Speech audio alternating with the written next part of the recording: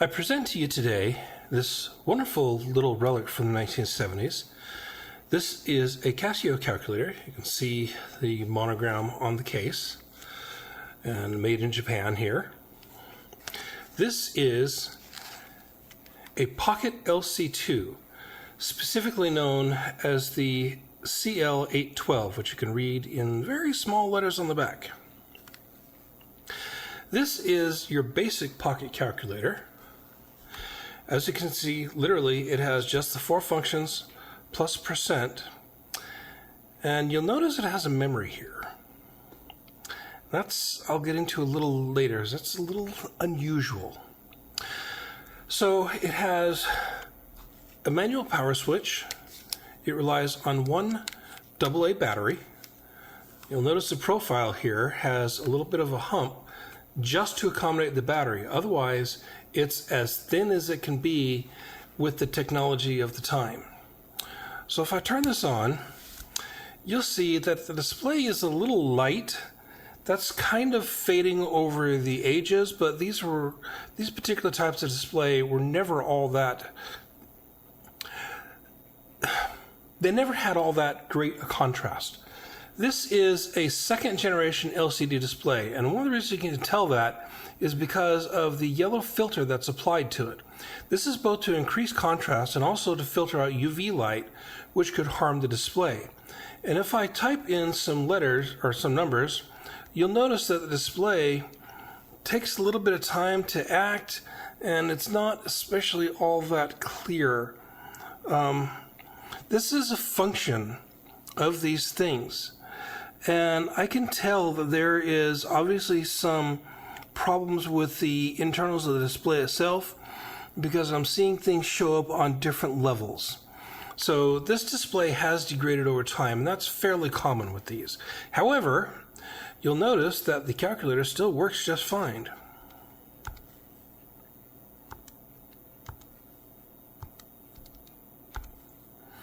I get all the results I expect. So this is still a very nice unit, and this was part of Casio's marketing, is that this was a very small unit, a true pocket calculator. This you could slip in your pocket without caring about the weight.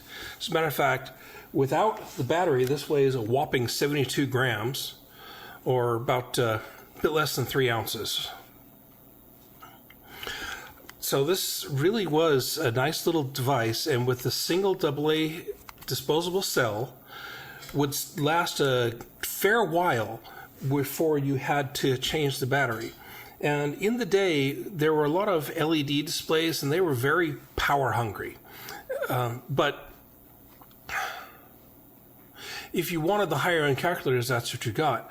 When Casio entered the market with things like this, they really made the domestic competitors sit up and take notice.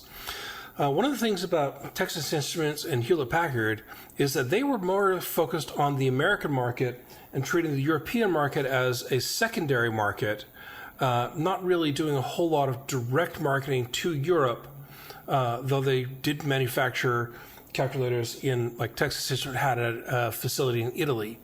But they did not consider them their primary money market. Casio, on the other hand, immediately went worldwide. So they took advantage of all of their connections and tried to spread their brand as far and wide as they could.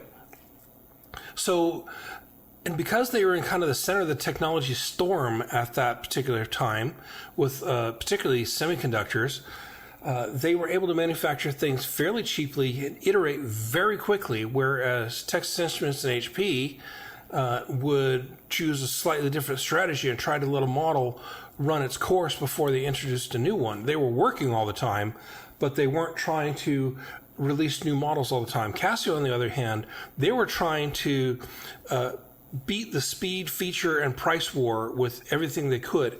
This, made in 1976, and only this year, this is the second edition. The first one was 75, the third would be in 77, was probably available for about $15, maybe $20 at the time, whereas the Texas Instruments TI-30, which was also introduced in 1976, it was introduced at $25. HP calculators, the 35 and the 45, were selling for $400. And even the earlier models of Texas Instruments, like the SR10 and SR11, were selling for well over $100. So these were not exactly consumer devices. That's where Casio went for. They tried to do everything they could to make sure that their calculator was in everybody's hands. That meant that by using their global connections, they could produce at high volume and low margin and be able to beat out a lot of the competition. So let's talk about this calculator just a little bit. Now, I'm not going to bother opening this up. It's not that difficult. There's one screw here, and then you have to go around and work the clips out. But one of these already broke with age, and I don't want to risk doing that again. It wasn't my fault. It was already broken, but it came apart when I took the case off. It uses a Toshiba T3333 chip, so that's 4 threes. It has a code of 6E on it, but there's nothing that indicates anything about that particular code. But since this calculator model was only introduced in 1976, I know it was made in 1976. The Toshiba chip is kind of interesting because in that day, a lot of calculators had separate display driver chips to be able to handle the LED or first or second generation LCD screens. And this actually was only Casio's second generation screen. The Pocket LC, the predecessor, the CL810, was the first one to have that feature in it. This used a bit less power than the first generation. The first generation used significantly less power than the LEDs at the time. So this was part of how they were able to get the single AA battery to provide the long battery life. It was because they were using a low power display and a fairly low power chip. This calculator is just straightforward CMOS logic, and that's also different because most calculators at the time were using NMOS logic, which meant that it was working with negative voltage, but there was always some static losses with the chips. This did not have the static losses. That meant that when it wasn't busy doing anything, all it was doing was managing the display. The chip itself was not burning any power beyond that. And CMOS was kind of a revolution at that point. And now this is what everything operates on because it's superior to the PMOS and NMOS that you used before. They do have applications, but rare. Usually it's going to be CMOS. Now, this calculator, as I said, your basic 4 functions, 69 divided by 3 equals 23, times 2, 46, minus 3, plus 5, and everything works exactly the way you expect. So I can also do 6.3 times 6%, if I can get it to type. It will show me that, and then I can hit the plus key and it will add it to it.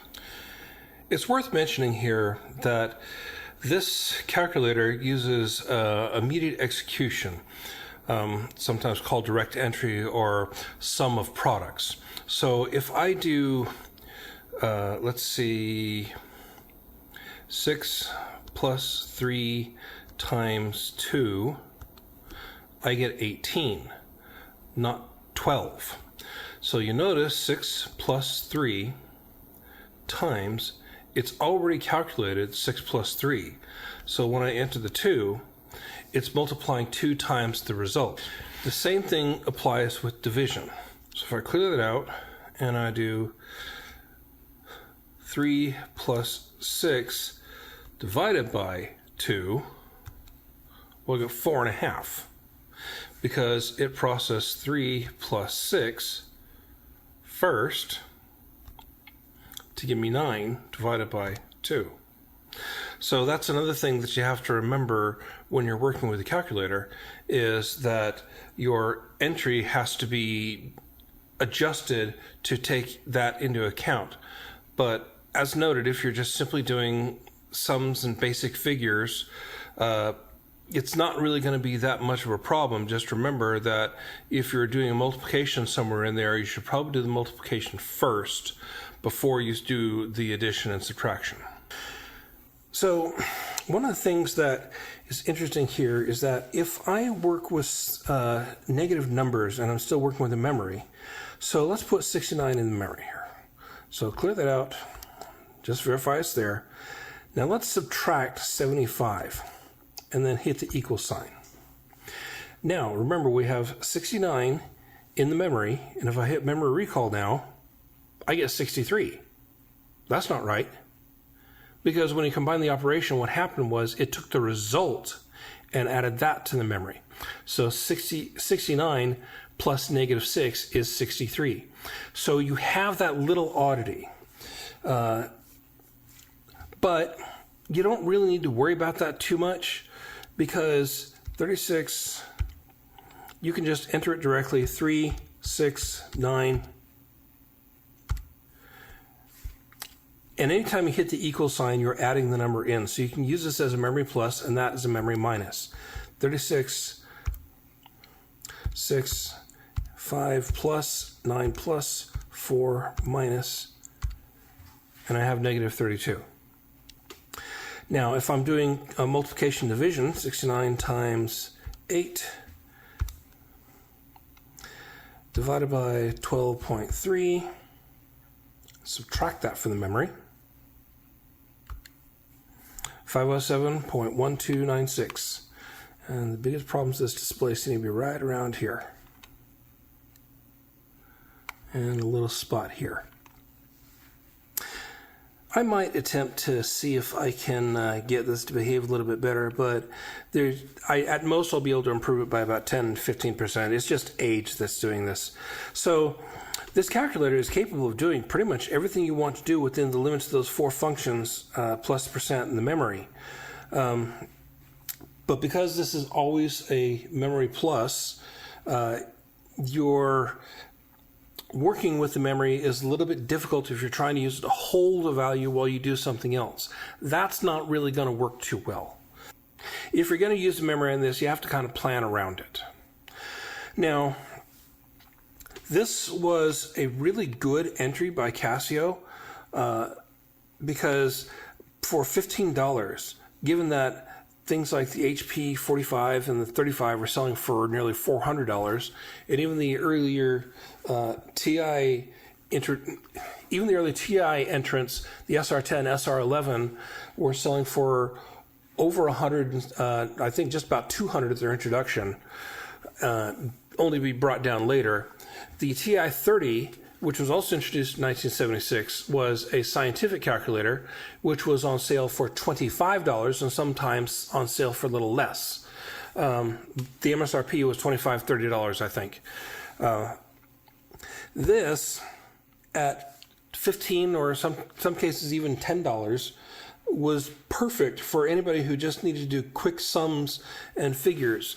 Like, say you had a contractor, landscaper, someone working at a bank trying to tally up what a customer had before officially entering it into the system, just as a verification check. Someone doing shopping, trying to keep track of what they're buying, whether the hardware store, grocery store, whatever. This was perfect. This is all you need. And it was legitimately a pocket calculator. With or without the case, it would fit easily in a shirt pocket, a pants pocket, a duffel bag, wherever you needed to put it, wherever you needed to carry it, you could go. So while this may seem like it was almost useless, bear in mind this was 1976. And at that point, if you took 4 people, so a family of 4, out to a decent mid-range restaurant, you might come away with a $12 to $15 bill. So for this to be $15, it's still the price of a meal at a restaurant. So it's not exactly cheap the way we think of it now. But back then, when you compare that to $100 and you take a look at the same meal, okay, well now you're talking maybe a week's wages for somebody to be able to afford that. Whereas this, you sacrifice a little, you put some money in the cookie jar, at the end of the month you take it out and you buy a calculator. So this really was an excellent addition to the calculator sphere at that point. And thanks to people keeping these things around rather than simply throwing them out and being able to preserve them for us, we have this today to examine and explore. And there you have it. Casio CL 810 Pocket LC2 electronic calculator.